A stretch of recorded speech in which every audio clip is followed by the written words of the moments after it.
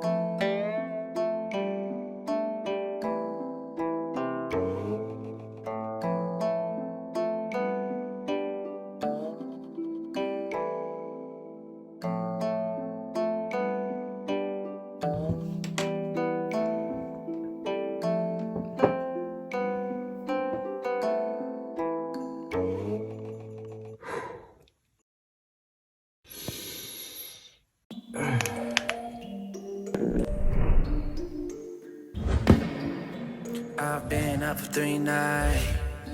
My eyes are bloodshot red. Damn, I wanna see the sunshine. It's getting to my head. One look in the mirror, don't like what I find. I know that somewhere in there there's a good guy, but he runs away at midnight. I'm sorry that I stole your car. Ain't got those tattoos on my arms that don't mean shit to me. Maybe you should pull the alarm, so I don't take it way too far. Die before I'm 23. I'm sorry, Mom. I'm sorry, Mom. I'm sorry, Mom. I'm sorry, Mom. My siblings are perfect and I wish I were the same. Making bad decisions, it should be my middle name. I love playing with fire, it's my favorite. Watch it burn my whole house down, not feel a thing. One look in the mirror, don't like what I find. I know that somewhere in there there's a good guy, but he runs away at midnight. I'm sorry that I stole